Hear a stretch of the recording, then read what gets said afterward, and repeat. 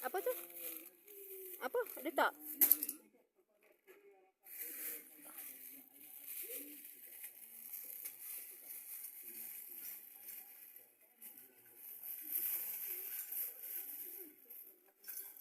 Asing kan? Temaga. Besi dalam satu guni, coil satu guni. Esok benda pertama jual benda ni.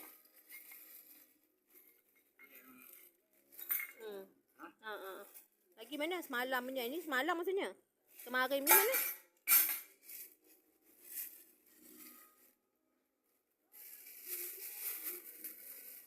Besi. Cari satu guni.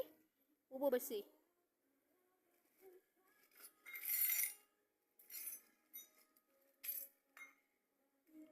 Siapa tu? Cari guni. Guni yang tak boleh pecah. Sebab nak bubur besi halus ni.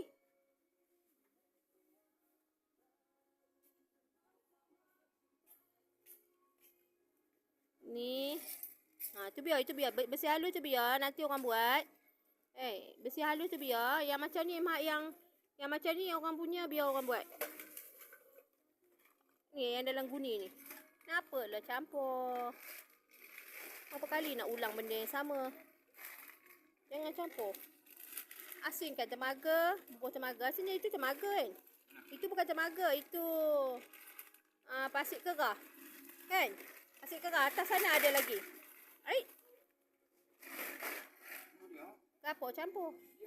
Pasir kerah semua tu. Tu atas meja tu ada pasir kerah. Nampak tak atas meja tu? Sana, meja sana. Tu. Campur sekali. Plastik kerah, bubur dalam plastik kerah. Buang lagu plastik, keluarlah plastiknya. Yang koyak plastik tu kan boleh pakai. Temaga sini, dalam plastik putih tu.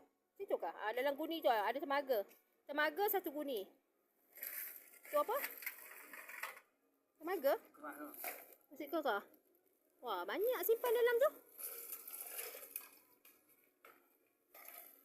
Apalah kumpul bagi banyak. Tanya tu sibuk tu tengok tu. Tu ayah. Tu tengoklah pasir tu siapa. Dia tengok kamu. Dia tengok kamu tengok.